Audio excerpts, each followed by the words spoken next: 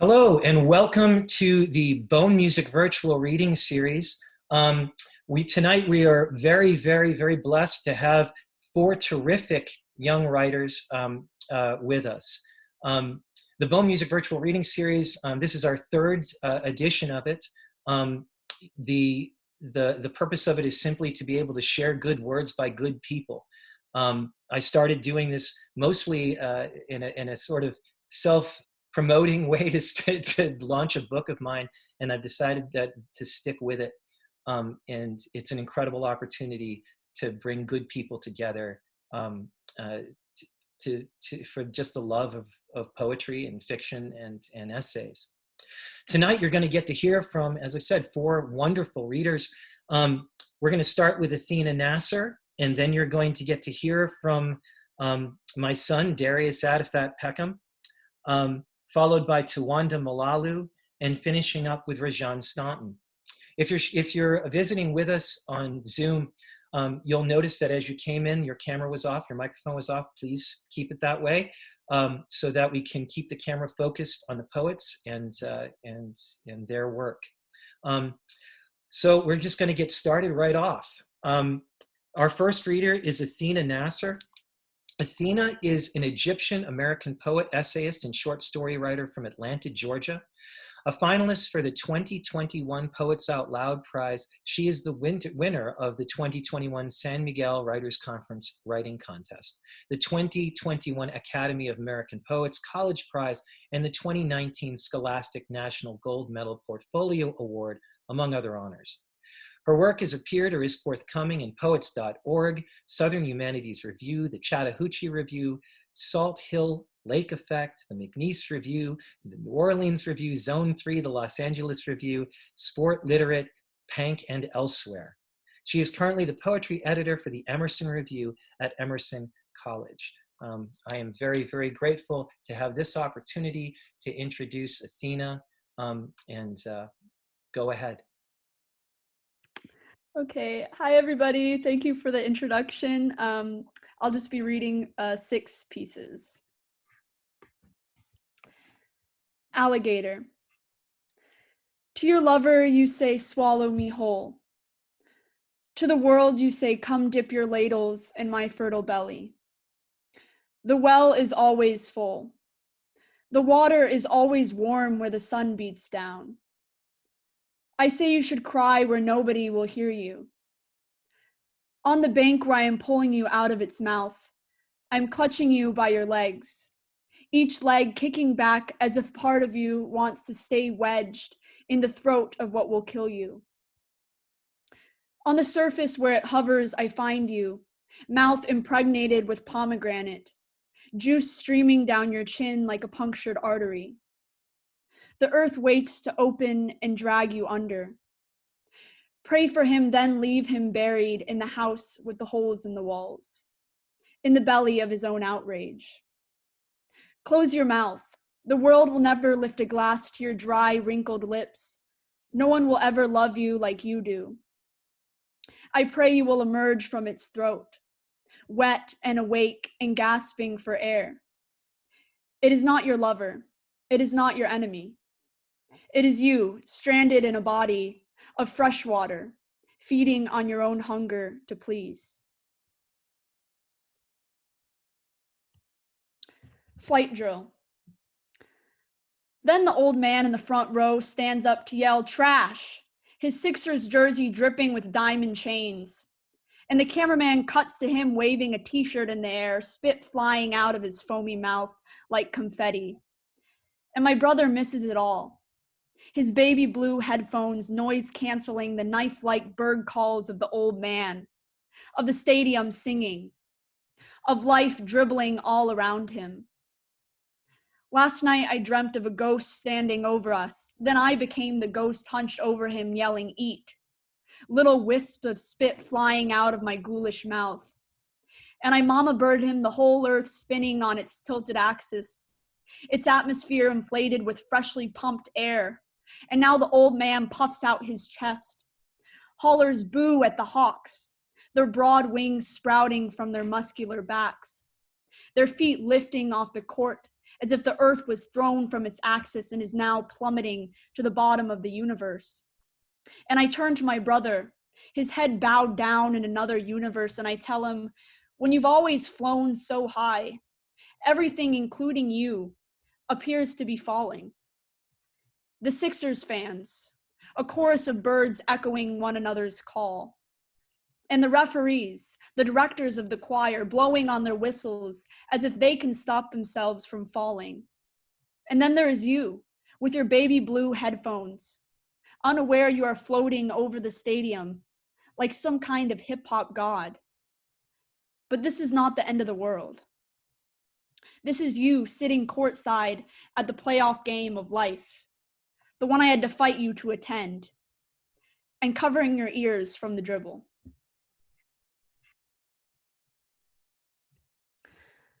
Little houses. We walk in and out of little houses, and I pretend that the bonds between state and people do not concern me. I have no friends in the whole state of Georgia, and if I could, I would disown the state itself. Surely, if it hadn't disowned me first. In the Art History Museum, I point at pretty paintings that I cannot touch or blend into, but only admire. Masha'Allah. God has willed it. But is it God that has willed me to be so detached from men, or my own state of unwillingness? If I were to sculpt a state of my own, it would be called the province of vagina, assuming that it hasn't already been colonized by some Anglo-Saxon European monarchy. As mixed girls, we are forever stuck in between little houses, little bathrooms with little mirrors, and a man waiting for his turn. But wouldn't it be indulgent to stay a while? To sit in the middle of two brushstrokes without being claimed by the province of purple? Van Gogh fed on yellow paint in fits of anxiety.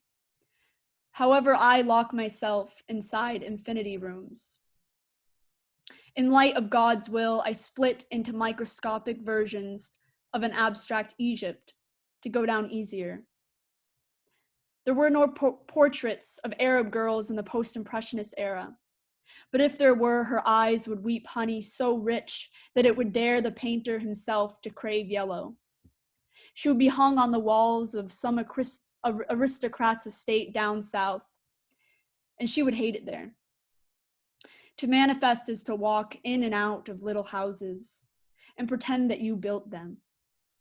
To pray for a kaleidoscope of gods and hope that one of them is you.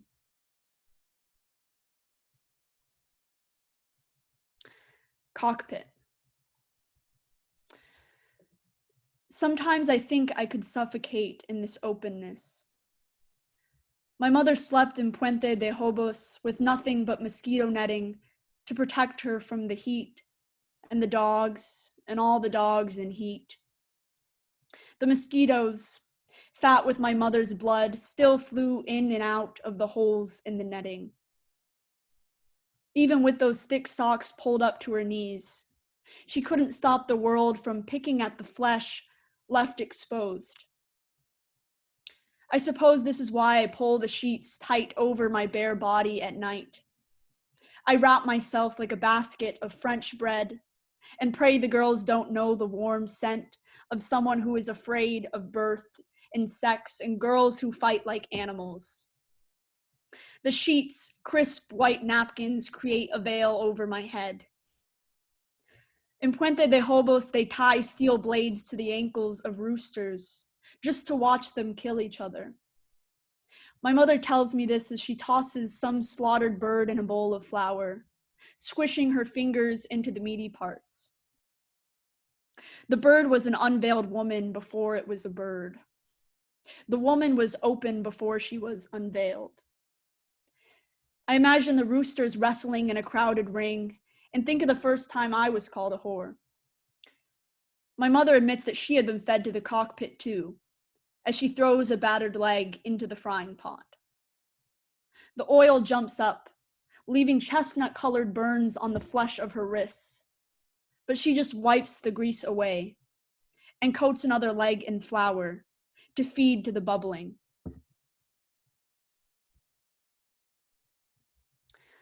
So I let you be a canvas.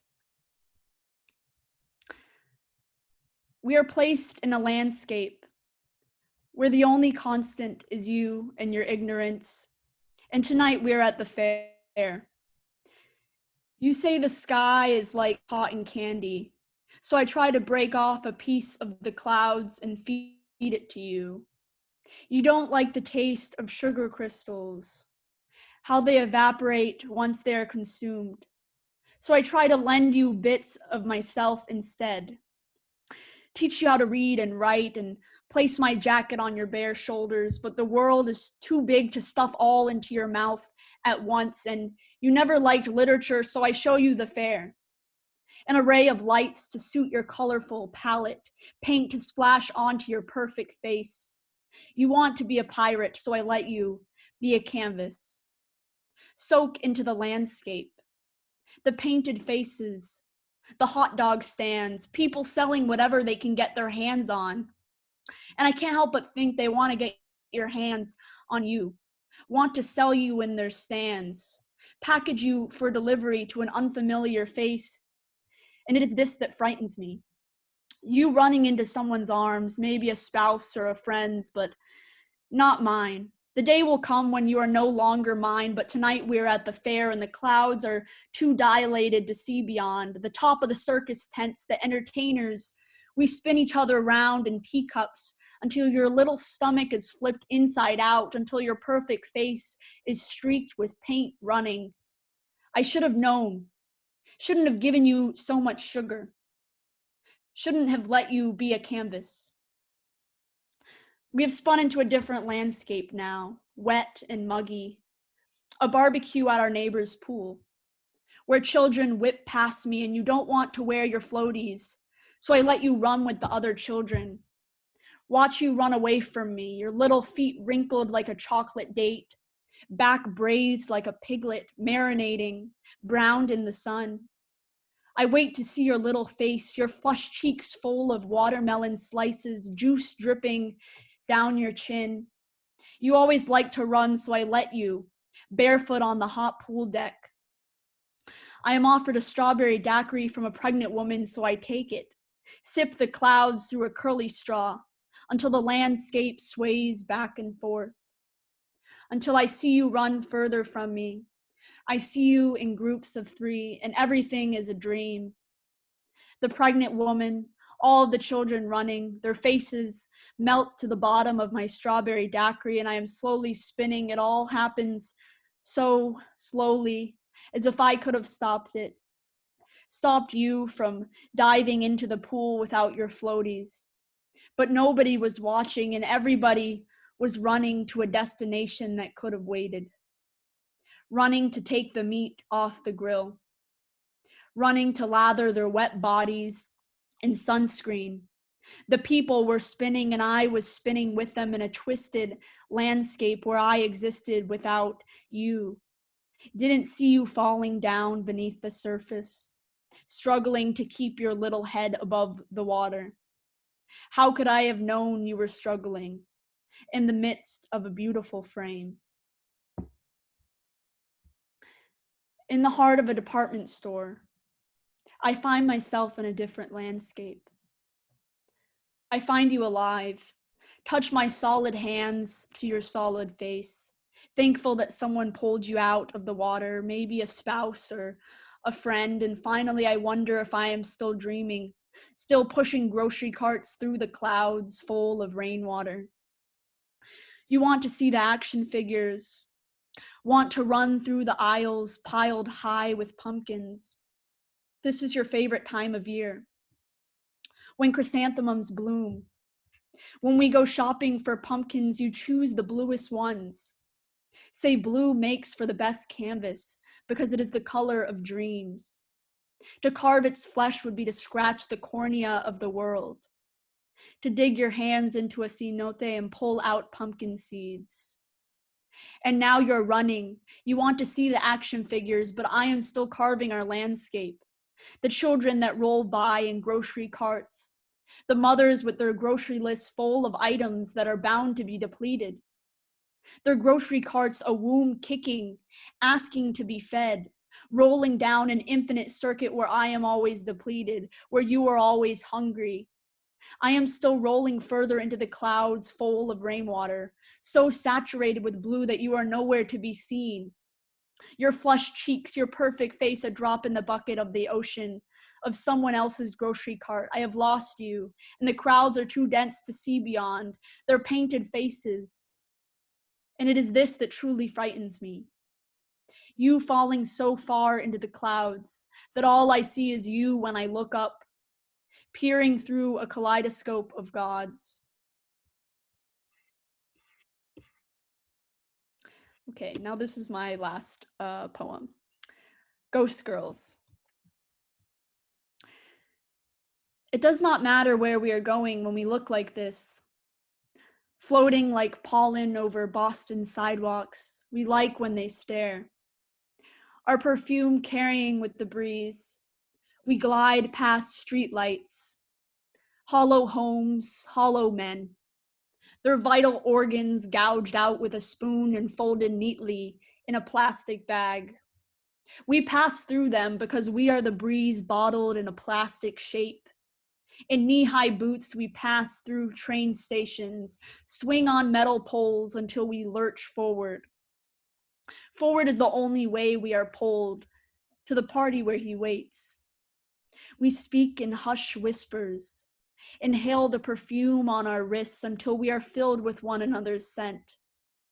We smell like a bouquet of youth, and the hollow men breathe us in. At the party where he takes my hand, passes through the bodies, rocking like a current. It does not matter where we are going when we drift as ghosts of ourselves, blended into each other. We evaporate into the bodies, drunk on adrenaline, on their own self-obsessions. They mirror one another, arms thrown over their heads in worship. His body relaxes into mine, and I wonder what it's like to be consumed, to be lived in like a beehive and savored like honeycomb. I have lost the others in the swarm of my obsessions. I wear him like jewelry, melt him down and slip him around my neck for family dinners, weddings, Christmas parties. Carry him in a burlap sack like my vital organs. In the end, we bleed the same when I peel back his layers to reveal a skeleton of a scholar. He is still dancing, and I have already passed through him. Thank you.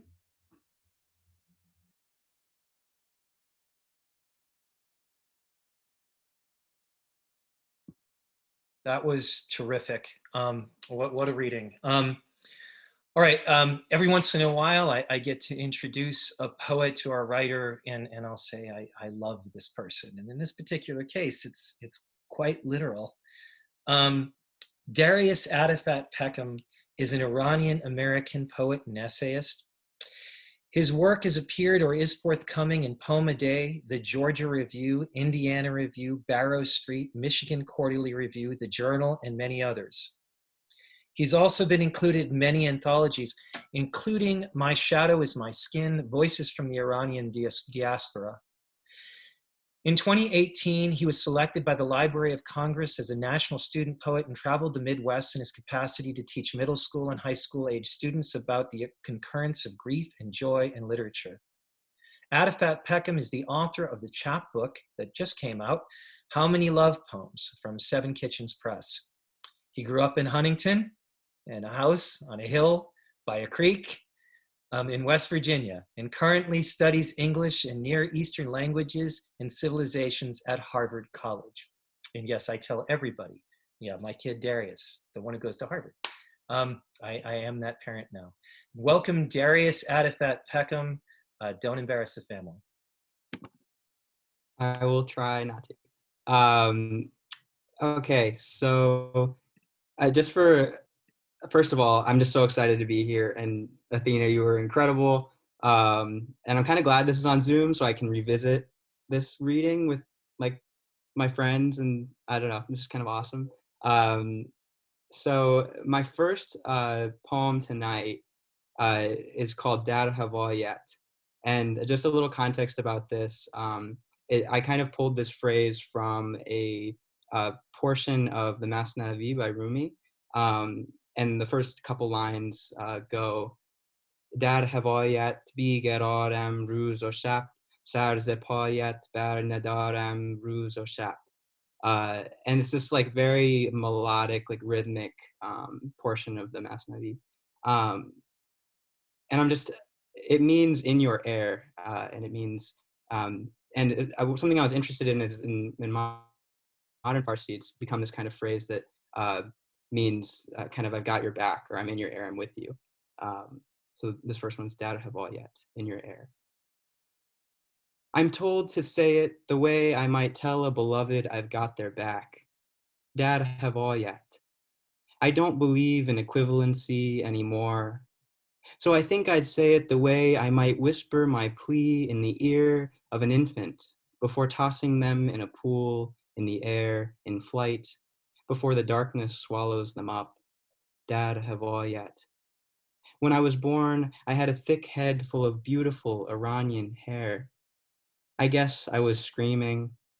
How frustrating to have what you want inside, outside, to realize you've never really had language. In 2020, in 1399, the Islamic Republic shoots an airplane filled with its own citizens out of the sky. When I tell a grad student at a party I feel unsafe going there, he tells me I look pretty damn Iranian, so you know what? Fuck it, go. Tells the guy by the fridge, King Darius here needs a drink. I can feel his breathing creep down my neck and into my shirt. How can I explain this flightlessness?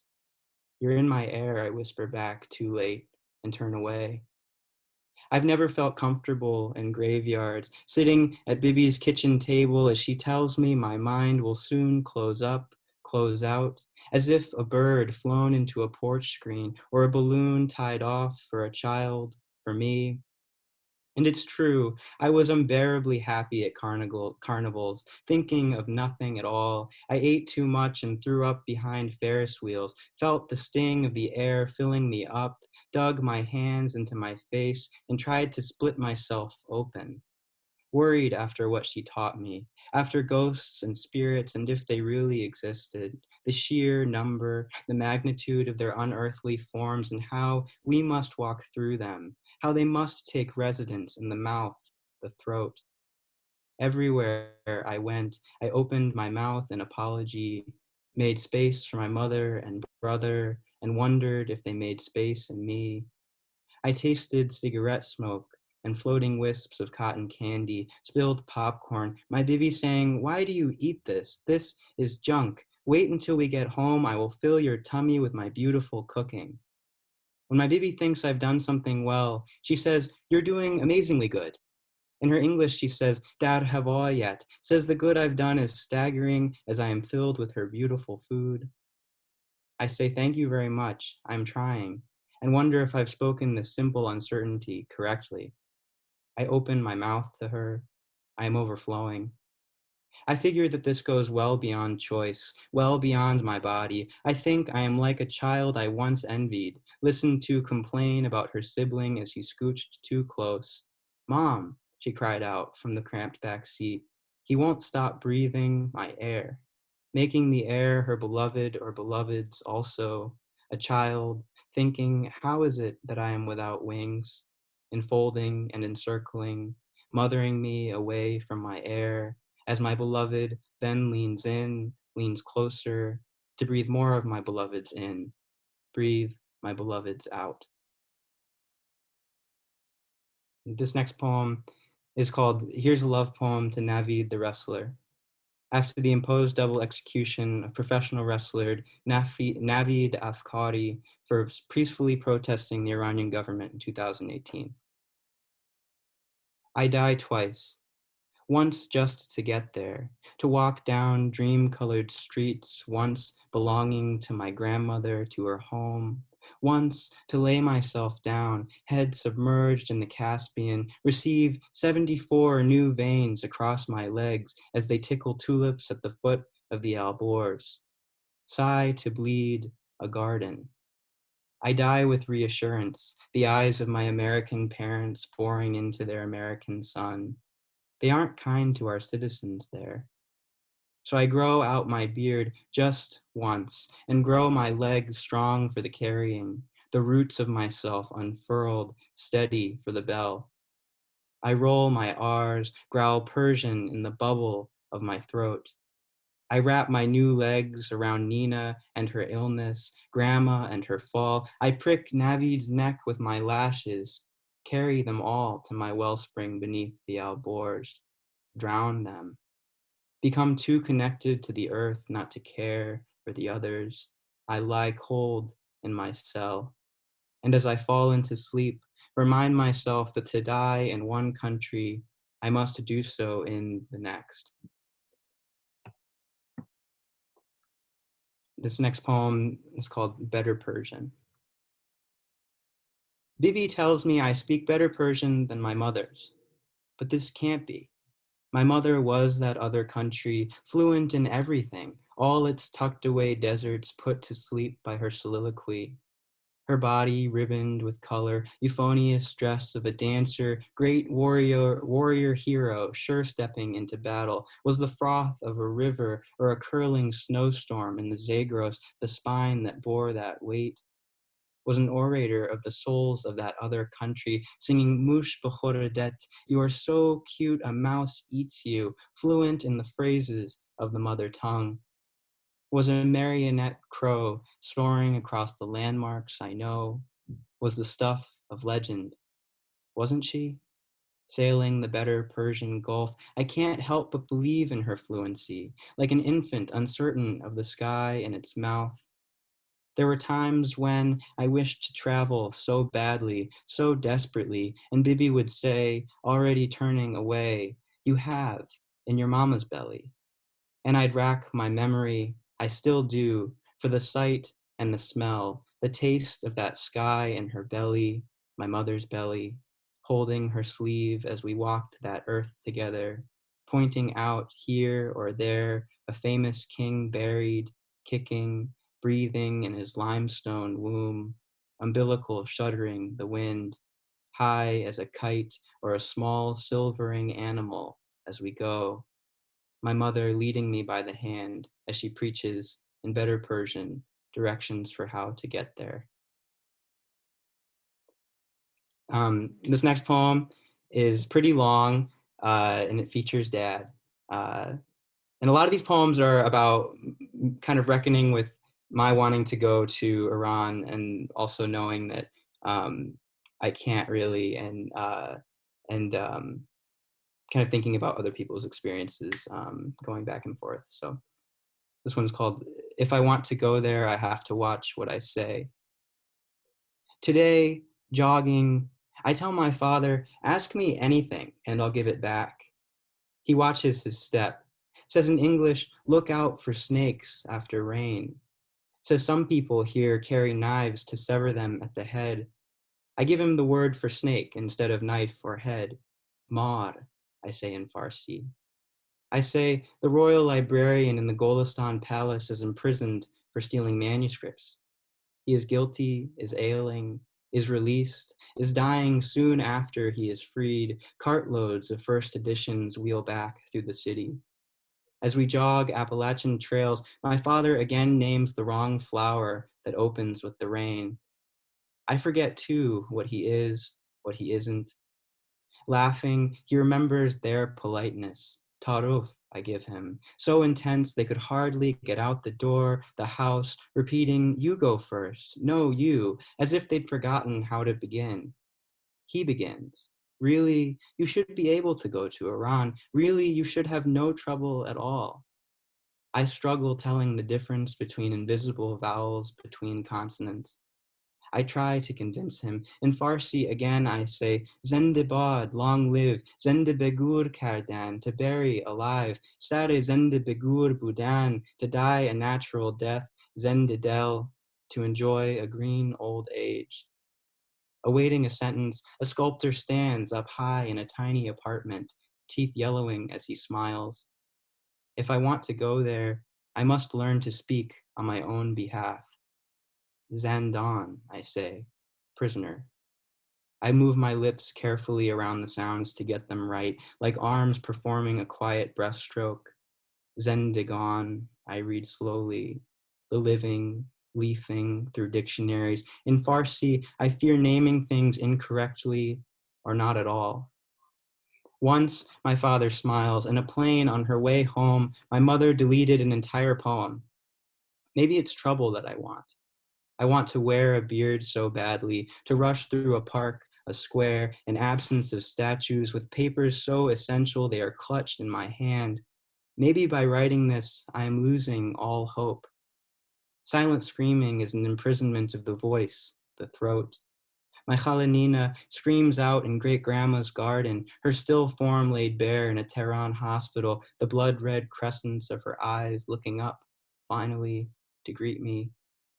Here's the thing. My father, striding, lays out the scenario like a daily ration. The Iranian government will snatch me up where there is no US embassy to protect me. They'll recite a poem, perhaps this one, inshallah, and throw me in a cell made of other sculpted blocks of granite and marble, a party of canvases, reams of poetry, instruments, and the severed hands that clutch them. I laugh. He is anxious, unreasonable, irrational. What's the word for this? He is my father, and I'm a boy in time out, counting the seconds, thinking that love and respect must fit into one. I tell him I don't want to be free as the moon, moon-faced. I want to be covered, clothed in discerning darkness of night. I want to treat my gardens like libraries, pick flowers with no intentions of bringing them back. I believe only what compels me to reach out to drooping branches and plumb their greening with my hands. In practice Persian, I delightedly get my father's phrases half right.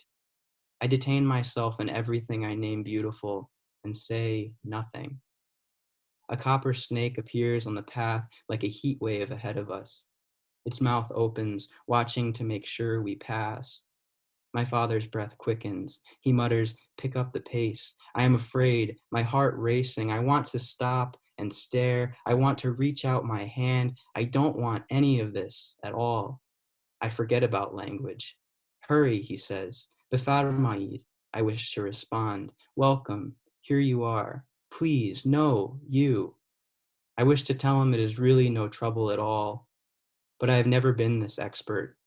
I'm already someplace there is no way for him to reach me. Lingering, I tell him I will go. I am going. This is my final poem. It's called Here's a Love Poem to Rick Steves, watching Rick Steves, Iran. A farmer slings a rock to scare a bird from his barley, and I wish I could teach you to say, Dastit dar nakone. I hope your hand doesn't hurt. I wish I could be your best friend, stay by your side, noticing neutrally the Magbat Israel signs in the splendor of Esfahan's largest mosque. Holy geometers dip their camo caps in Friday prayer and shake hands. A family picnics on the grave sites of their sons made martyrs. You ask thoughtful questions of everyone you meet. Don't you wish America and Iran could be friends? How do you find a boy? Can I shake your hand? Can I shake his hand for you?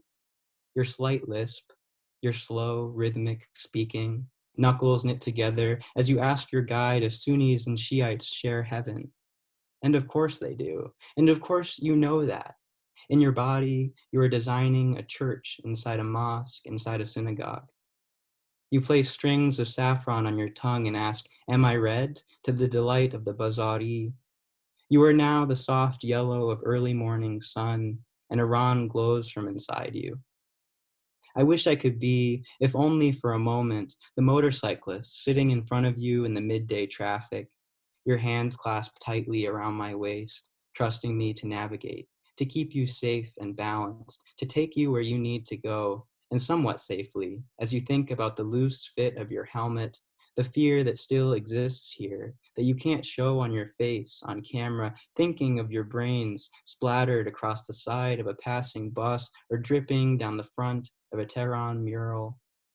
I wish to be both you and the cyclist as I hop off my bike and thank me, shake my hands together, kiss all four of my cheeks. I push my glasses up from the gentle slope of my nose so I can see myself better. I head off into the throng of traffic as I stand there on the curb watching me go. I live to breathe another day, to say hello. Thank you.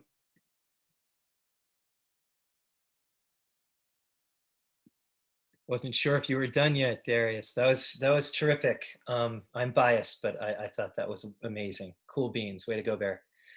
All right, our next reader is Tawanda Mulalu. Tawanda Mulalu was born in Gaborone, Botswana. He is the author of Nearness from the New Delta Review, and Please Make Me Pretty, I Don't Want to Die, forthcoming from Princeton University Press in 2022. His poems appear or are forthcoming in Lana Turner, the Massachusetts Review, the New England Review, and elsewhere. He mains Ken in Street Fighter. Darius told me that that actually is a phrase and not a typo. So welcome to Tawanda Mulalu. Hopefully Tawanda is still with us. I'm here. It won't let me switch on my video. It says you cannot start your video because the host has stopped it. All right, well, I just asked you to start it. So maybe that will work this time. No. We'll try again. So Okay. Where you are. Okay, I got it. I got Oh, you got it? Okay. Asked to start video. There we go. There we go. Cool. I'm so sorry. All right. Well, I will turn my video off now, and welcome to Wanda. Joe, I'm assuming my audio is good. It is. Based on that. Okay. Sound great. All right. My current book manuscript is divided into 4 sections, and each has a season. And I'm going to read a bunch from the fall and winter seasons because that's what I ended up picking, and it is fall now, unfortunately, and it's not summer anymore. So, Argo, my Argo. The mirror's crow-footed, not me. Afro's gone, Medusa again. Every coil's its own hydra. I'm adventuring with a comb. The sink's full of myths. The myths are growing. Every day I find myself smaller with effort. My life's light with every person who spoke of me. Last night, Achebe tried again, and I nearly heard him. Mugi refuses these tones, says this music has the worst sort of oceans beneath it. Besides, his ears are busy with real myths. Being alive must be nice, says the sink basin, filling further with myths. I say, abandon narrative. Latch onto landlocked home. Forget ships, take planes. Land with passport onto place with shore. Forget ships, take planes. Land with passport back to place without shore. Forget ships for a day sometime on winter break. During summer, our only seasons here. My body's a crow-footed boat, not me. One time I went blonde, that's a different prow. One time I went with suit jacket, that's a different sail. One time I go and touch the exact difference. Pretty, sailing. She says, I love you. I say, whose boat? So that poem actually, I'm realizing that was written when Darius and I were in the same workshop together 2 years ago, which is kind of fun to know. By the way, Darius, I love you so much, and I'm so glad I got to hear your poems, and thank you everybody for having me at this reading today. Everybody is awesome. All right, this poem is called All We Got Was Autumn, All We Got Was Winter. And there's a bunch of Sylvia Plath stuff here. All we got was autumn. All we got was winter. Nothing was fervent. Nothing was budding. Everything was the sickness and then my bed. Everything was all midnight, all touching myself in dark corners, hoping for release. Constantly finding myself awake in mornings despite the persistence of retreating. How to sleep forever without dying. How to sleep forever without depression. How to sleep forever but someone notices long enough to come and wake you into spring. Then summer. Then everything I wanted was the birds bothering me with all their muchness outside my window. Everything was love, love my season, and still the mother sicked herself to sleep with gas and she did not wake up. I remember her every day and pretend a love of both poppies and horses and bread and milk. How I miss her. Watch from the ashes and no one rises, and how men continue to breathe this air. Almost thankful for not being consumed, but to instead consume. Almost thankful for my bones, if not for the fact of my back depended on you. You depended on nothing but pictures. Would wish myself to end if not for the fact my love for the birds and the bees. Wish myself into tears. Somewhere else, an ocean roars. I do not see it. I do not hear it. I brush my teeth.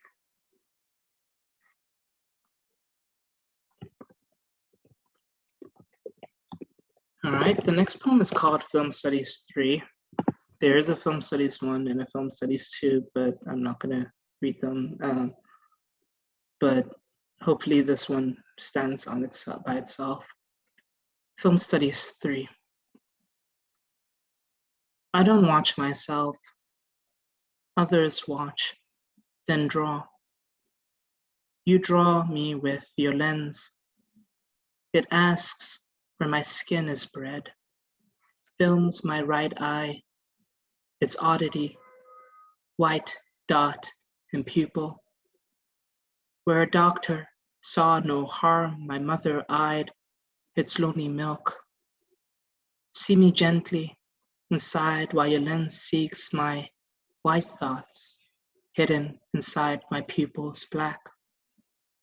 My thoughts I thought were colorless, or I thought you thought this, or hoped this, but what is your lens draw of me? You said you'd ask of the white dot, and you ask of everything but the white dot. The white dots draw of everything else of my skin, always a soft excuse for everyone to ask me of everything but me. My skin is everything and me. Anything but me is me. But you ask, it does not belong to you. I can't make it belong to you. And my girl makes films. I write. Everyone must draw. She is sometimes white. She is sometimes not. And I am black. I am sometimes not anything but black. It's drawing like breath. Brief gaps between my lips. Brief gaps between my teeth. My girl makes films. My girl is not my girl. I am not my girl's boy, not your boy. And what is being drawn if not who? And who is anyone to draw but love? Your lens here, my girl, my love, is what you ask with it, of me, of you, of me. Is it black? It is nothing. It is almost me, almost black. Coax it, and it breathes. Touch me, and it breathes back. Okay, I'm gonna try something that is a bit less dour. This one's called The World. The world. This morning, this kitchen is problematic. Every burner on the stove is a capitalist. I want to sucker punch the Honey Nut Cheerios, but the chapel echoes. Instead, I invent a new pornography. It is soft, embarrassing, and difficult. New gestures are required to teach it, but for myself, every crucial fingering invites mothballs from behind a Buddha. What comes first, moth eggs or the statue inviting them? You knew, but I swallowed you yesterday with my palm. Sometimes I hear myself suckling your toes, making oceans. O tides, render me gently. Desire cannot make the world. Pure logic says this egg-soaked bread frying here now is not a paradox, because past implies future. The same egg to crack, to soak, to fry, to mother me. And so Darwin purges toast from his south of France, his anus. I climb inside it in a dream, more grist to mill, so Vaseline. Hold me gentler, as silicon Epicureans garden on Mars, quarter tubers on lunar plains. Whose radishes ravish your teeth tonight? You are too latent inside the spaceship, exhaust gurgling like open balloons, and I am air. How you will hear me whistling while my mind jogs in orbit Saturn's rings, my palm burning on my stovetop. The world does not require you. It is busy and Buddhas you into bad theories, and my heels cannot cynic for much longer. Plymouth looms over Pluto. Someone's skin shivers, but it's 6:45 before light reaches out. Says, the question is how the first molecule arose. No God accounts for someone's knowing it takes 7 days before our earth says, with great feeling, I just don't want to be with you anymore. Got two more for you. Last year I was working as an elementary school teacher assistant, and I miss my third graders a lot, and this poem involves them. And yeah, I'm down bad for these kids, and I want to see them again soon. This one's called Near It. Please no longer the need to be harmed by colors. The streets in this continent change as easy as fingernails, latching on to me when you breathe like this. Press hard. Your skin bruises easy as leaves. I watch leaves cold now, while lonely cars glide past the playground. No matter this light that flees early, I allow myself this. I amass a nest of smaller rays. The birds do the final gathering, and I am gone again, returning for the rest of this day. Here, an old tree by this fence, an old tree by this fence, by this road. Gravel intermingles above soil with newer reds, revealing themselves as leaving. To beneath roots. Shall I press myself against brick? Pretend, yes, that I was here, will here, beneath feet, beneath brick, beneath leaves, above you, will here, all along the mass of days in which another dry conflagration falls into this box of tissues and sanitizer. Leaves, then my kids' hands, finally quiet in the classroom. Masks. I clean their hands and think again of their minds, stumbling across mathematics. Imagine the soft marvel of another planet where other minds do not stumble, cannot marvel, cannot but only sing. One song and I am the last thought on earth. The fantasy of Schubert's four hands. I am not dying. I am not immediately dying, or I do not know that I will.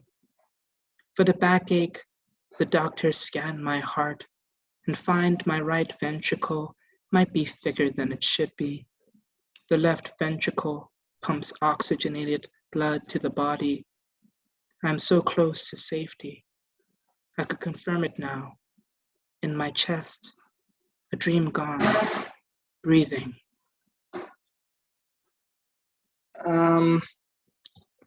Right. I said I was gonna do two more, but I lost count. So I'm actually going to do two more from now.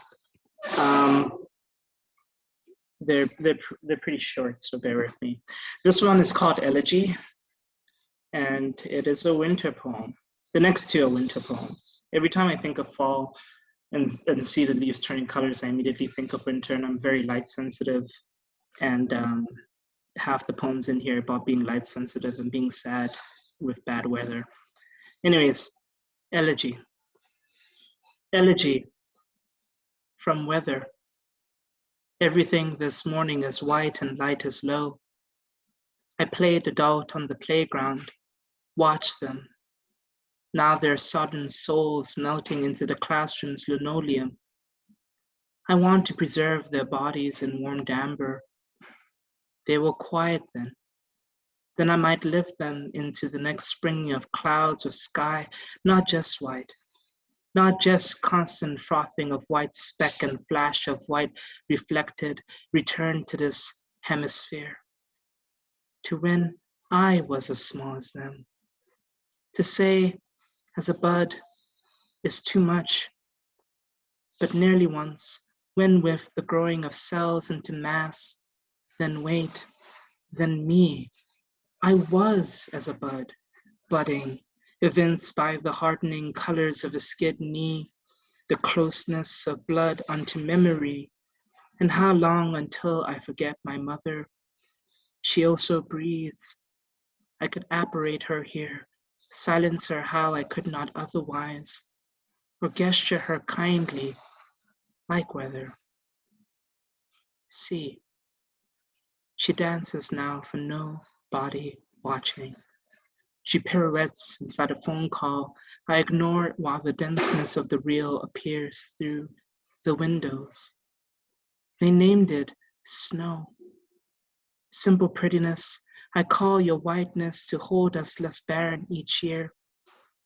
Would you stop screeching your desk on the floor? My mouth to a child. All right, last one. It's called Not a Snow Day, super short. And I'm just realizing from the last poem that I should probably call my mom. It's been like a month since I've called her. Anyways, this one is called Not a Snow Day. And quick story about this one. I had this kid who was like at our school for like 2 months, and then like they just moved to another state, and I was really bummed out about it.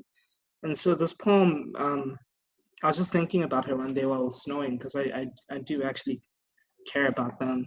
But anyways, this one's called Not a Snow Day. Please stop.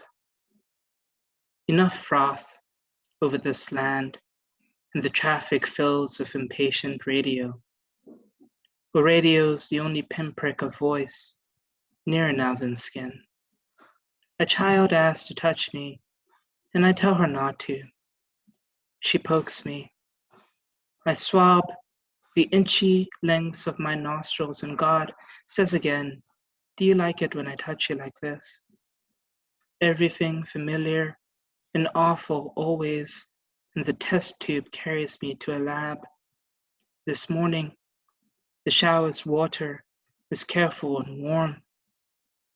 but the air. I walked in late to school, and the same child here, waiting just outside the door, sleepy and shivering.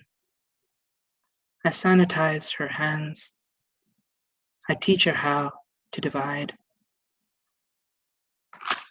Alrighty, thank you so much, everybody. This was fantastic. It's kind of like my first real reading and my first reading with Darius and with everybody. And I'm so pumped, and thank you so much for coming. And I'm so excited for the next poet. Cheers. Thank you so much, Tawanda. That was terrific. This reading has just been incredible. Before I introduce our final poet, Rajan Stanton, I just want to say that I often tell people that our students are as good as anyone's, our writers are as strong as anyone's. And Rajan is absolutely evidence of that. Rajan Stanton is a Black queer poet from Beckley, West Virginia. Their poems can be found or are forthcoming in Foglifter Journal, Hobart, Mirage Magazine, Parentheses Journal, 100 Days in Appalachia, and elsewhere. They are currently a senior at Marshall University, where they study creative writing and sexuality studies. Welcome, Rajan. Thank you so much for that beautiful introduction, Joel. I really appreciate it. And I love this reading tonight. It's been such beautiful energy and such beautiful words from everyone. Yeah, thank you for being here, everybody. I'm going to start with a pantoum. These first poems I'm going to read are all poems based off of the movie Moonlight, or just like playing with an idea about film. So yeah, this first one is a pantoum for Black boyhood. What more can be said about the sand? Its covering of a personal archive made by the lull of the tide. My mouth misremembers salt water, sea breeze, blood moon eclipsed by clouds that last 4th of July we spent buried in the grit of fireworks. Of a personal archive made by the lull of the tide, my mouth is full. Of the broken hymns of summertime, my ears are not sure. That last 4th of July we spent buried in the grit of fireworks unspools like a dream. The shoreline releases its seam, is full of the broken hymns of summertime. My ears are not sure. I'm trying to imagine an uncharted closeness. My proximity to joy unspools like a dream. The shoreline releases its seam. As if in a movie, the credits roll. The horizon draws my silhouette against the waves. I'm trying to imagine an uncharted closeness, my proximity to joy, the distance between the beginning and the end of a memory. As if in a movie, the credits roll. The horizon draws my silhouette against the waves. Let heaven be the moment I rediscover innocence. Let it be the distance between the beginning and the end of a memory.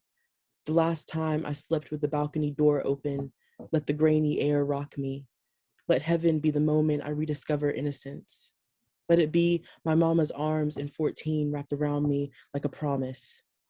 The last time I slept with the balcony door open, let the grainy air rock me. I misremembered salt water, sea breeze, blood moon swallowed whole by clouds. My mama's arms in 14 wrapped around my shoulders like a promise. What more can be said about the sand? Its covering. This next poem is me kind of in conversation with the main character in the film Moonlight. You've never seen it, his name is Sharon. So yeah, that's all I want to say about that. Sharon and I consider violence. Everything in this life feels like a bruise reopened into its wound. I've never been in a real fight, but watching you, I can feel the ghost of it in my bones. Honey-covered knuckles, blows landing like heartbeats booming, cracking the pavement. And it's just that easy to get lost in the difference between desire and something hungrier, sharper, blood-dipped. Let me admit, Sharon, I'm afraid to face my own hands. The way they clasp around prayer and curl into rage, purely embody its unchambered heat. But this is the only way we know how to want anything new. A rustling, and then streams of static through the ears, mouthfuls of blood pouring over our teeth like warm wine. with fingers coiled around my neck or a head buried in your deepened chest, years later, digging through you to find the lull of a familiar ocean. This next poem is called Interior, Kevin's Diner, and it's about the scene in Moonlight where Kevin and Sharon kind of reunite at the end. Interior, Kevin's Diner. In my veins was not blood rushing, but something wilder. I became uncharted ground. My landscape made oceanic, the vastness swelling inside me. If the question is of whom I have become, I offer the syntax of my want as an answer. My lips part to speak, and there is only a roaring. Sea foam against spires of gray rock, these other holy collisions. Sometimes I dream of a specific juxtaposition. Our bodies, the wind combing through my hair, guiding your fingers. I cover you in my sweat. We can't tell who's in control. I spend most nights searching for an unannounced hunger. Imagine me scraping at the thin veil of this teal midnight, hungry and running, my skin thrumming. I leave myself, I return, threadbare, gnawed at until I was made perfect. There is no mistaking what I let inside me for anything gentle. Imagine what perfection requires. Imagine the landscape burning. There is no denying what hands are capable of. If this were a movie, would I have already died in your arms? The next piece I'm gonna read is about Moonlight as well, but it's like more of an ekphrastic engagement with a photograph or a series of photographs. It's after John Edmonds' Untitled series from 2015. And it starts with an epigraph from Moonlight that says, "In moonlight, black boys look blue." Having once been blue myself, I now pay attention to what's in the skeletons of the lights. The way rays of almost gold can bend, sharpen, and cut away at the darkness. The way the darkness can hold inside it the possibility for all color, for all touch. For once, I want to be held, and I want it to mean something outside of the moment we could be suspended in. Such sensational light cracked into the most delicate geometry, draped over the lush valleys of our hips like a body consumed by white satin sheets. Like everything bright, this too is temporary joy. The feeling is a false sun challenging our deepest contours, and I am still cold when we touch. It's just like I said, once I was blue and now I feel everything. I am releasing my cooler, heavier hues. I am leaving more room for imagination. I am building a new world from the amber tint the morning cast for us around my room. Maybe the world isn't what's new, but the warmth of hands without the heat, the warmth of flesh without the expectation of it splitting into its options. Or it's all just the palette livening, the red under my skin interrupting this artificial landscape. The difference in feeling is how much color I am willing to bleed.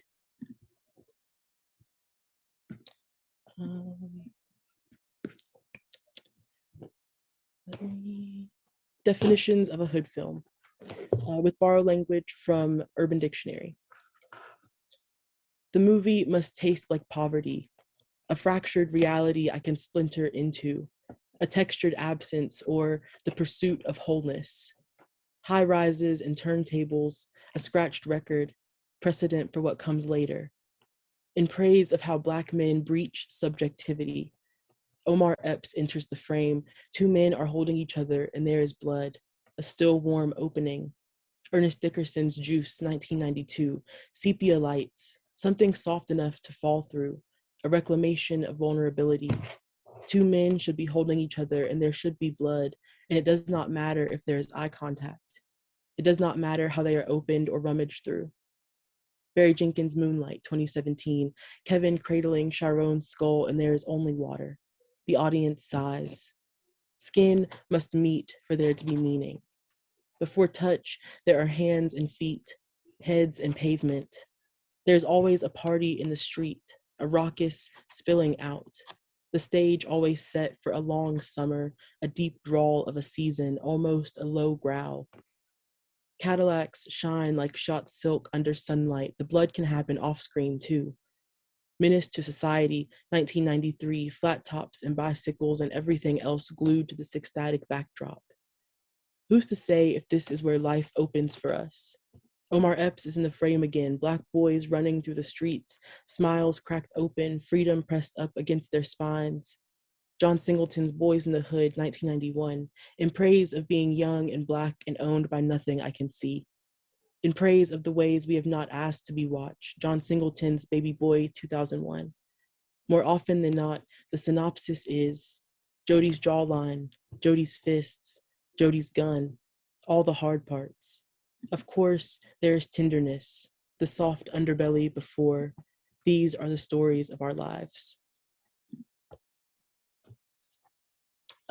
This next poem is a really, really short poem after the show Watchmen. They did a performance of Oklahoma in the show, the same episode that the police chief is killed. I thought that juxtaposition was really interesting for some reason. So yeah, it's called It's Summer and We're Running Out of Ice, after Watchmen, after Oklahoma. Okay, I'll admit it. All I've been thinking about lately is death and the smell of pink roses. But what is a nature poem if not an ode to the ways we mold the air around our desires for the season? If not a way to describe how similar blood and summertime taste when they drip fresh from the sky. So these next poems are kind of newer poems, moving away from Moonlight a little bit, but still kind of focused in that realm of imagery and language. So Genesis with a line from Kava Akbar. Sunday morning, my grandma draped in all white, crisp nylon rosebuds clipped to her chest. Her vibrato fills the sanctuary, a chime so clear I could almost see it ring against the stained glass mosaic of St. Paul kneeling, shot through by light, the air glittering. I was a child then, and unsure of praise and of beauty. So much of what I used to know is lost to me now. How the cabbage would boil on the stove's rusty eye after church, how the flies would parade in at the window following their most human impulse, how my grandma would curse them, come undone like a peony severed bloodless from its stem, how the cornbread still whistles a hymn in cast iron. Oh rage, oh praise, oh beauty, sometimes the kitchen is all I have. You can either be more holy or more full, but not both. So much has left me and come back. I began as someone who did not think of God, but now everywhere I go, white trilliums. Ontological concerns of the queer Black subject. Argument. It is impossible to hold every desire at once, in one set of hands. Still, I craved a peculiar sainthood. I fasted through 5 moons, bathed myself in opium incense, sipped warm lemon water until I was full of something I thought was sacred, which is to say, I was still empty. Last year, I spent the night with a man who told me devotion must mean pain. I think he told me I didn't know a God like him. I think I believed him. I wanted to be a good man before I understood. I wanted to be a good artist, too. I wanted to know who makes these rules. Do I still? Does it matter? What intangible dysphoria? The nearness of most states of being transcends language. I order my existence only by the things I have almost touched. And then I have one last one. It's called Sacramental Diptych. It's in 2 sections, and I'll, of course, indicate when they change, but they're kind of just like, one's an event and one's like the commentary of the event. Yeah. Sacramental Diptych. 1. You found me waiting, dressed in your emerald satin robe. You stood in the doorway, calling me by a name I no longer recognize. Your mouth a still familiar shape. I spent the evening tracing poems in your thigh, your hand stroking my beard. It was January then, the winter that everything died hollow. The winter that promised us nothing, tucked us under a brutal moon for 30 days at a time, collapsed the space we kept between truths. What are we? And sometimes you are illegible and the seasons are clawing at my throat. I started burning sage that spring, visited a palm reader, became unrecognizable even to myself. Each morning before leaving again, I would pour resin into your lap, bury my face, hold myself in the hardening surface until I could feel the pulse of my palm's lifeline in my ears. Nothing was ever permanent. This face molded into you, proof I was ever truly here. 2. This reality is too often impossible, and what other choice do we have? I dream us saints sometimes, kings in another life, an imagined anointing. Skin drunk, you are always thirsting for something you cannot have. I learned from worship that it is not enough to have the body without the blood. Sometimes it was never the winter we almost made it through. The song of us is all that survives. Thank you, guys. The only unfortunate thing about these virtual readings is no applause. If you look at the chats, you can see, if you're on Zoom, just how people are responding to these poems. That was an incredible reading. It's one of the fastest hour and 15 minutes I've sat through in my life. I'm going to finish up here and keep this a clean end, a clean hour and 15 minutes. I want to thank the poets for an incredible evening. It was a heck of a way to spend a Friday night. The poems were numinous, beautiful, sharp, powerful, and important. And I expect to be reading all of your work constantly in the coming years. Thank you so much for your wonderful words and for the incredible, incredible art that you're creating. It is astonishing. So this is Joel Peckham, virtual bone music virtual reading series, signing off from a house back in the woods by Four Pole Creek in Huntington, West Virginia. Thank you very, very much.